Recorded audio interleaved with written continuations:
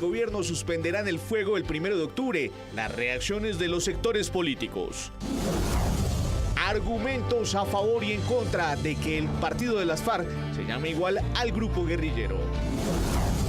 La reforma política pasó su primer examen. Les contamos cuáles son sus temas más importantes. El Papa Francisco en Colombia. ¿Es un viaje político o pastoral? ¿Usted qué opina?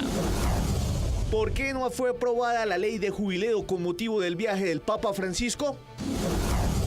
Les presentamos al representante Carlos Alberto Cuero, elegido como el más aplicado por sus compañeros del Centro Democrático. Las noticias de la Cámara de Representantes con Diana Soto. Bienvenidos, este es el noticiero de la Cámara de Representantes. Esta ha sido una semana de importantes noticias en Colombia. Además de la llegada del Papa, el anuncio del clan Usuga de su intención de someterse a la justicia y el cese al fuego bilateral con el ELN marca nuevas etapas en la pacificación del país. El 1 de octubre, el ELN parará el fuego y su accionar bélico hasta el 12 de enero del próximo año. En la Cámara de Representantes se produjeron reacciones al anuncio del presidente Santos. Se firmó en Quito, después de intensas negociaciones que terminaron esta madrugada, un acuerdo para declarar un cese al fuego y de hostilidades bilateral con el ELN. En su anuncio, el presidente Santos dijo que el acuerdo podrá renovarse en la medida en que se cumpla y avancen las negociaciones con el ELN. Los representantes de la Cámara tomaron partido frente a este anuncio. Es una bendición. Lo celebro, yo creo que todos los colombianos lo celebramos, pero más aún mis comunidades negras, raizales y palenqueras a las cuales represento, porque los territorios en donde están asentados las comunidades negras son los más azotados por el conflicto armado en nuestro país y más aún, el departamento, si hablamos del departamento del Chocó y todo el Pacífico, es donde más está asentado este grupo armado del ELN. Bueno, desde el Cauca abrazamos esta decisión de los negociadores en Quito. Sin duda el Cauca ha sido un territorio muy afectado por la guerra y por la guerra con el Ejército de Liberación Nacional, por tanto muy contentos. Desescalar la guerra es el mejor camino para la paz completa. No creo en las verdaderas intenciones del ELN. Este cese al fuego parece un show, un proceso de paz, y un tema tan serio como una desmovilización no puede estar supeditado a un momento oportunista. Yo creo que tienen que demostrar que de verdad quieren reincorporarse a la vida civil, que de verdad quieren dejar las armas y que de verdad quieren entrar en una discusión seria de reparar a las víctimas y dejar todas las hostilidades. Aunque este crucial paso no significa el fin del conflicto con el ELN, sí es un inmenso alivio para la población civil que ha sufrido los dolores del conflicto armado en Colombia.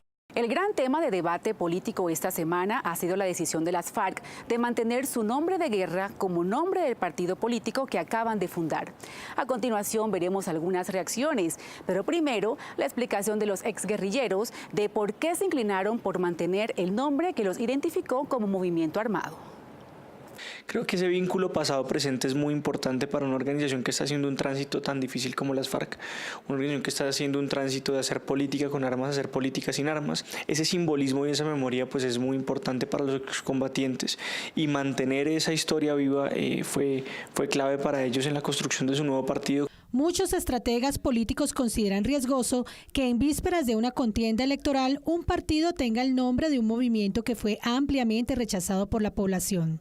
Es un error estratégico de las FARC, digamos, mantener un nombre que les da nivel de conocimiento, pero les da una imagen negativa, porque la gente conoce la sigla, pero digamos que el contenido de esa sigla no es, digamos, muy inspirador, porque está relacionado con violencia, está relacionado con secuestros, está relacionado con homicidios. Van a tener un desafío muy grande, que es cambiar el contenido de esa sigla ante la opinión pública.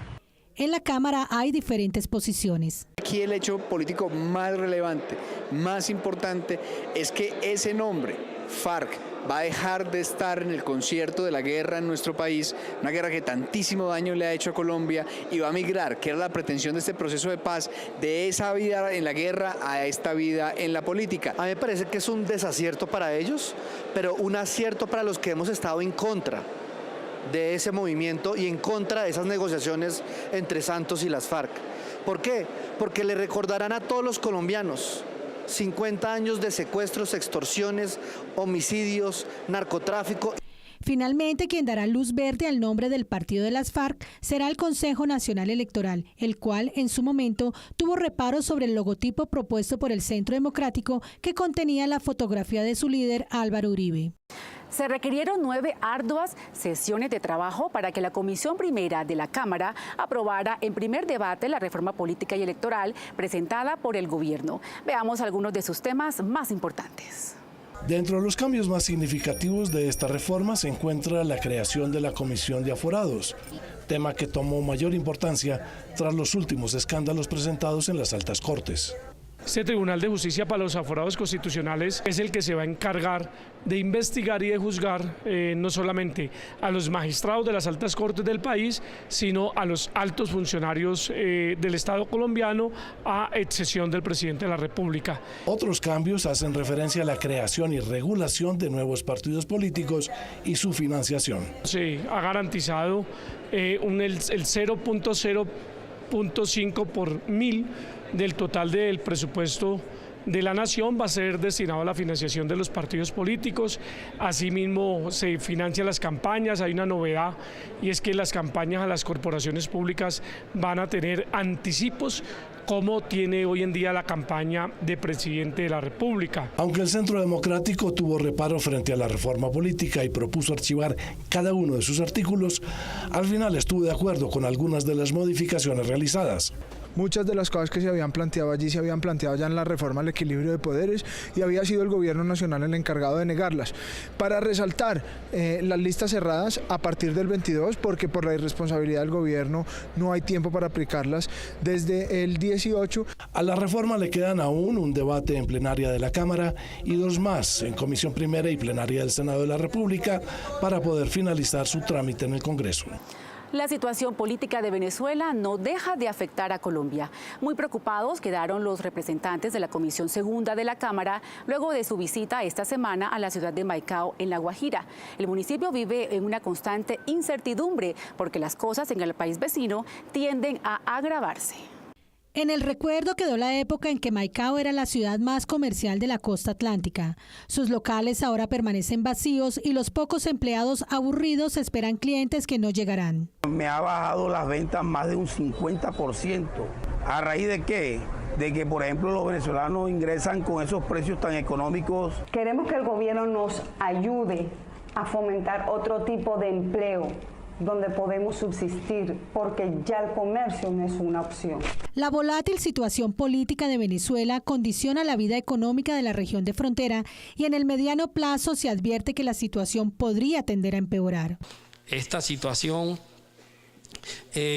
podría resultar impredecible de acuerdo a cómo evolucionen los hechos en Venezuela. La verdad es que hay una gran incertidumbre. Si estos se agravan, realmente como parecería que se encaminan las cosas, lo cual implicaría la necesidad de fortalecer las capacidades institucionales de entes territoriales como el departamento de La Guajira y los municipios fronterizos de La Guajira. Los congresistas que visitaron la ciudad insisten en la necesidad de la declaratoria de la emergencia económica y social en Maicao, pero acompañada de otras medidas para que realmente genere la reactivación económica. La preocupación más grande que me llevo hoy tiene que ver con el pequeño comerciante de Maicao que toda la vida ha vivido de su comercio y hoy prácticamente están en la calle. Nadie les compra, no tienen insumos, no tienen a quién venderle, no tienen a quién comprarle. Literalmente están en la calle y lo que están pidiendo es un salvavidas del gobierno nacional. También este tema está atado al de los licoreros y a los pimpineros. Lo que necesitamos nosotros es que haya un verdadero plan de fronteras por el gobierno nacional y que no solamente sea por esta emergencia, sino que sea duradero en el tiempo con el fin de que ellos no vayan a tener problemas a futuro con el flujo de venezolanos, pero necesitan además en esta zona una estabilidad jurídica sobre las normas que rigen la zona especial de régimen aduanero especial de Uribe, Manaure y Maicao. En medio de este oscuro panorama, los maicaeros recibieron la buena noticia del viceministro de Salud, Luis Fernando Correa Serna, quien anunció que el Hospital San José será fortalecido y seguirá prestando servicios de alta complejidad.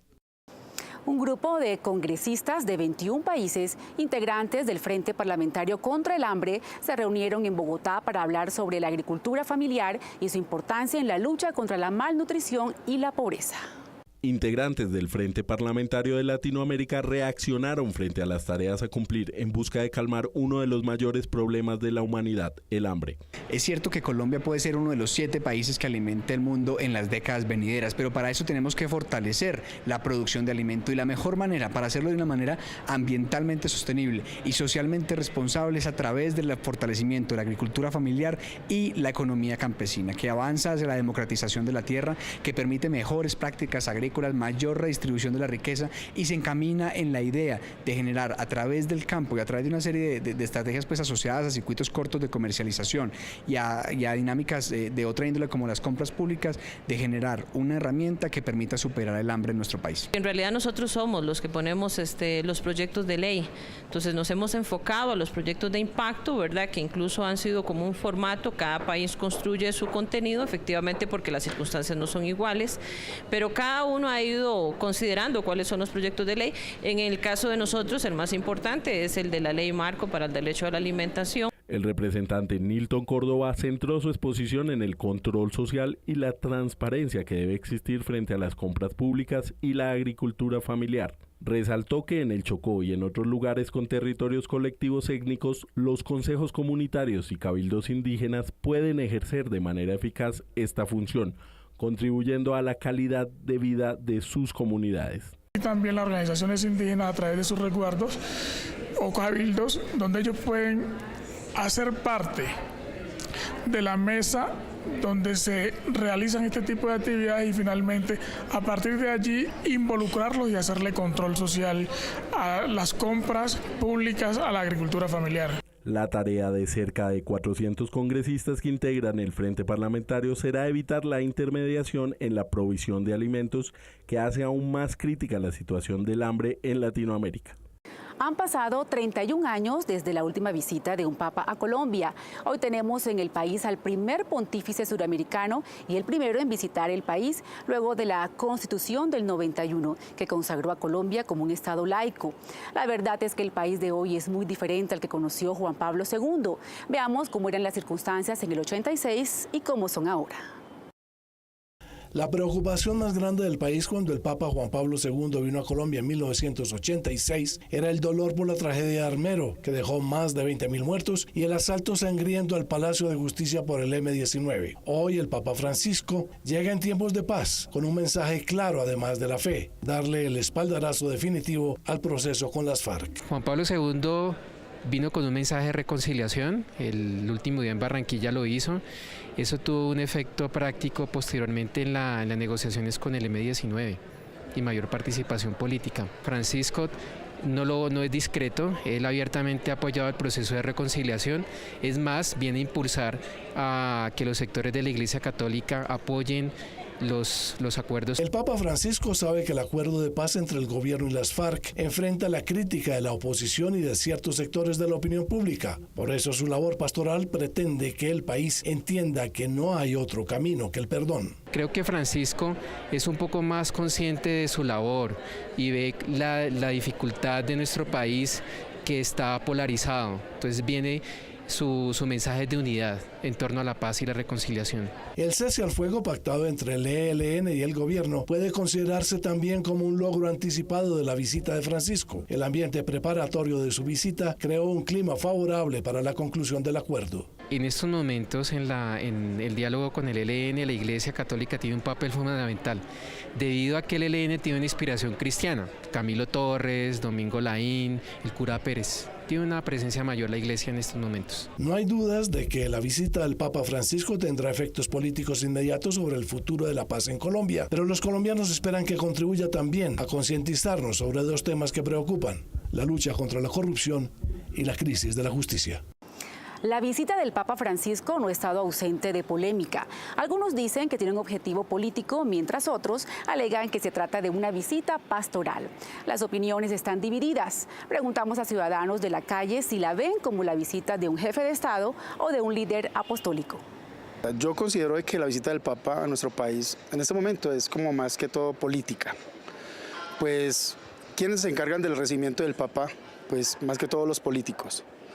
Y pues religiosa en sí, pues porque él es la representación de la Iglesia Católica en todo el mundo, pero acá en ese momento en Colombia es más que todo político. Yo creo que es religiosa porque en estos momentos, estando la situación de Latinoamérica, le caería bien una visita del Vaticano a Colombia y a nuestro continente. Ambas, él es jefe de Estado y también viene para asuntos religiosos. Sin embargo, creo que es muy importante que Colombia recuerde que es un Estado laico.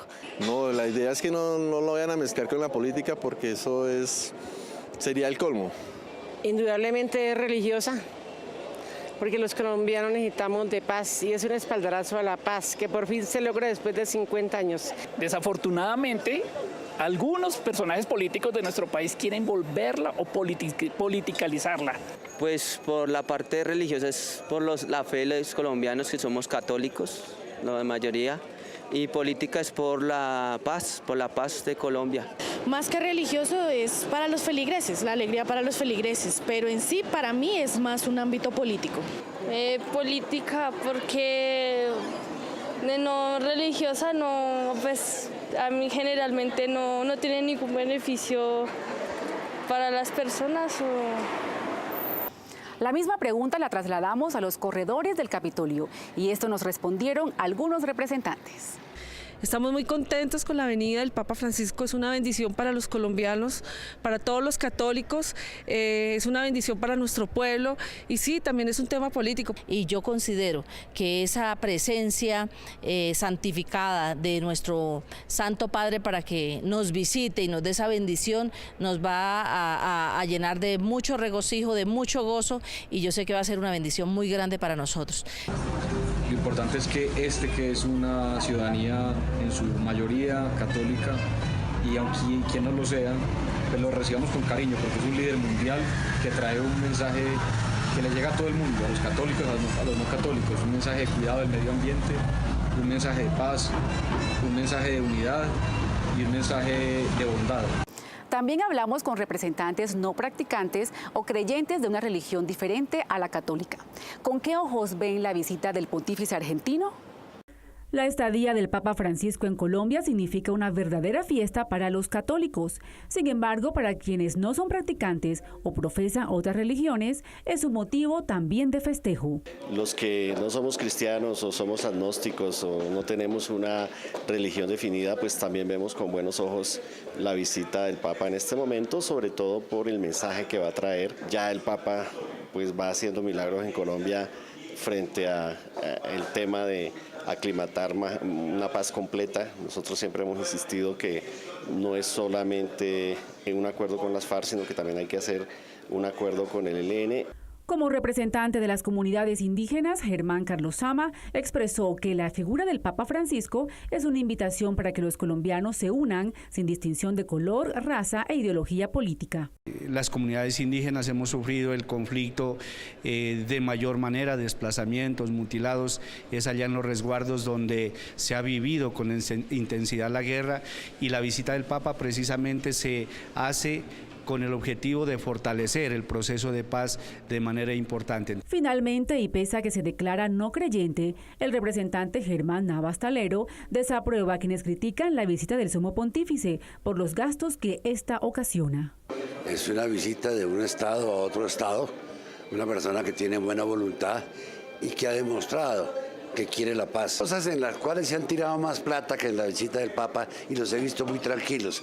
Aquí se gastan miles y miles de millones, de billones en la guerra y se quedaron callados. Las visitas papales son conmemoradas en algunos países con un jubileo que consiste en liberar a reos que se encuentran en prisión. Esta vez aquí en el Congreso se hicieron intentos de aprobar una ley en ese sentido, pero los argumentos en contra evitaron que prosperara. El perdón y la reconciliación cristianos y un remedio al hacinamiento de las cárceles son algunos de los argumentos de los 4 proyectos que promueven una ley de jubileo con motivo de la visita del Papa Francisco. Los autores fueron los partidos de la U, Conservador y Centro Democrático. El cuarto fue propuesto por el ministro de Justicia. La ley beneficiará con la libertad o reducción de penas a entre 30.000 y 40.000 autores de delitos menores. El Congreso aprobó leyes de jubileo por las visitas de Pablo VI en 1968 y de Juan Pablo II en el 87, Pero este nuevo proyecto tiene aspiraciones más concretas. Lo que buscábamos era un indulto humanitario que realmente reflejaba lo que está pasando en las cárceles. Hoy hay pobreza, miseria, las personas no caen en las cárceles y lo único que se les permitía era que aquellos que ya habían pagado más de la mitad, 3/4 partes de la pena, que se les soltara y se les permitiera ir a su casa, eso sí, con el compromiso de que no volvieran a delinquir o de lo contrario tendrían que volver a la cárcel y se les multiplicaría la pena. Sin embargo, la idea de la rebaja de penas ha encontrado oposición desde diversos sectores, incluso de la Fiscalía General. Hay quienes lo rechazan por su inspiración religiosa, teniendo en cuenta que Colombia es un estado laico. Así las cosas, el proyecto no progresó, y aunque no ha sido archivado, tiene poco futuro. Y si no se aprobó antes de la visita de Francisco, se prevé que mucho menos se hará después de su viaje. Que hay una realidad en las cárceles del país que hay que resolver de fondo. Aquí hay una realidad en la sociedad colombiana que no se cura si no es con prevención del delito, de la drogadicción y formación en cultura ciudadana. Los tiempos cambian y la primera visita papal después de la Constitución del 91 deja claro que el fervor religioso y el manejo del Estado van por aceras distintas.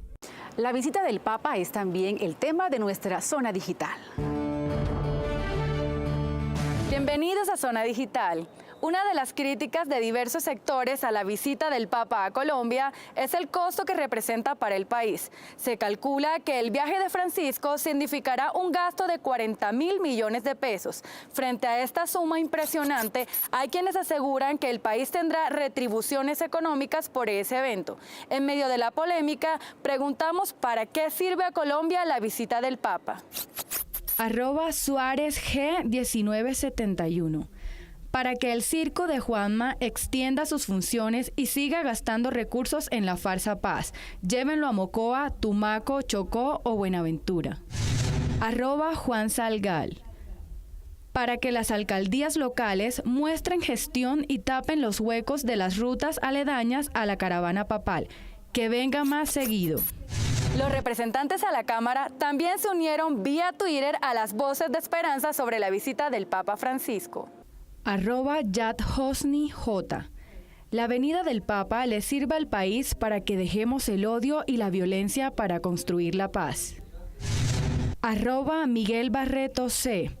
Trae a Colombia mensajes de reconciliación frente al odio, a las injusticias y a la indiferencia social y ambiental. @MarcoSergioRod. Esperamos que visita del Pontifex siembre en el corazón de los colombianos el perdón y reconciliación para avanzar a la paz.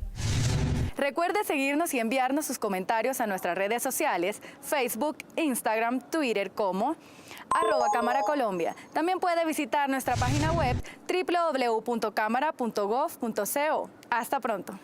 Demos un rápido vistazo a otras noticias de la Cámara. La Comisión Segunda de la Cámara finalizó el primer ciclo de audiencias públicas convocadas para analizar la situación de seguridad en las localidades de Bogotá. La comisión sesionó en Kennedy, Mártires, Puente Aranda, La Candelaria, Ciudad Bolívar y terminó en la localidad de Suba. Puntualmente vamos a buscar una cita con el doctor Enrique Peñalosa, el alcalde de Bogotá, con el ministro de Interior, con el ministro de Defensa, para darle todas las inquietudes de la comunidad. Piden mucho más pie de fuerza, piden una URI en esta localidad, piden también una estación de policía mucho más eficiente y mucho más grande. Programas preventivos para bajar los índices de inseguridad. Asimismo, la Comisión Segunda también recibió esta semana la visita del embajador de Corea del Sur, Kim Dong-sik. El diplomático fue atendido por los representantes Efraín Torres Monsalvo y Ana Paola Gudelo, presidente y vicepresidente de la Comisión. Durante el encuentro, el embajador manifestó el interés de su nación por estrechar los lazos de amistad con el Congreso de Colombia y analizar espacios de participación para coadyuvar el proceso de paz. Derecho, Bienestar y Calidad de Vida fue el título de un simposio organizado por la Dirección Administrativa de la Cámara para sus cerca de 500,000 de empleados. El concepto de bienestar laboral hace referencia a la salud psicológica, la satisfacción laboral y el crecimiento personal de los funcionarios. Esto se traduce en un compromiso y productividad de los trabajadores. Buscando esas condiciones, la Dirección Administrativa de la Cámara desarrolló el simposio Derecho, Bienestar y Calidad de Vida. Le asiste un compromiso a las directivas de la entidad a hacer que este bienestar y calidad de vida cada día se evidencie, pero también le asiste una responsabilidad al funcionario y al contratista de reciprocidad con la dirección para que esta política sea realmente efectiva. De ser conscientes de que tienen que cumplir con su deber, pero que tienen que también cuidarse, tienen que ser conscientes de que pertenecen a un entorno fundamental de convivencia. De esta manera, uno de los mayores retos para la dirección es convertir esta tendencia en un ámbito íntegro, en el que promover los altos niveles de bienestar en el trabajo suponga un mejor rendimiento laboral.